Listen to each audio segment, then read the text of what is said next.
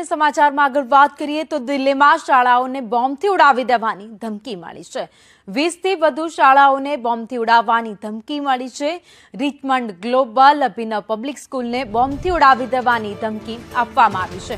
Fire વિભાગ અને Delhi police દ્વારા તપાસ હાથ ધરવામાં આવી છે। તો છેલ્લા 6 મહિનામાં અનેક જગ્યાએ દેશમાં બોમ્બથી ઉડાવી દેવાની શાળા અને સ્ટેડિયમને ધમકી મળી ચૂકી છે। હોસ્પિટલોને પણ ધમકી આપવામાં આવી છે। ત્યારે વધુ એકવાર દિલ્હીમાં શાળાને બોમ્બથી ઉડાવી દેવાની ધમકી આપવામાં આવી છે। રિચમન્ડ સ્કૂલ છે જેને બોમ્બથી ઉડાવી દેવાની ધમકી આપતાની સાથે જ પોલીસ દોડતી થઈ ગઈ છે। અલગ અલગ ટીમો બનાવી તપાસ હાથ ધરવામાં આવી છે। તો આ સાથે જ ફાયરની ટીમ અને બોમ્બ સ્ક્વોડ પણ ઘટના સ્થળે પહોંચી ગઈ છે। તપાસ દરેક ખૂણે ખૂણે કરવામાં આવી રહી છે।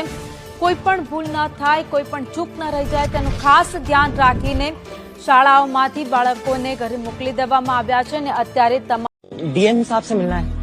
सीधा डीएम साहब से मिलना है? लाट साहब है तू? चल बैठ। सर वो दोस्त है हमारे, मतलब हम एक साथ ही पढ़े हैं स्कूल में। आप एक बार पूछ के तो देखिए। चल हटो हटो साहब आ गया।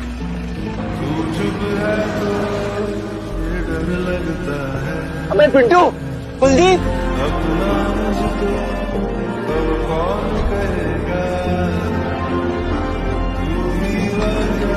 चल भाई कसम से बहुत खुशी हो रहा है बे।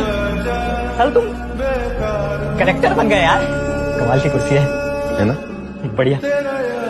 अच्छा बैठ। कहाँ? नहीं, मुझे कलेक्टर की चाहिए। कलेक्टर की चेयर है ये? कैसे लग रहा है? कलेक्टर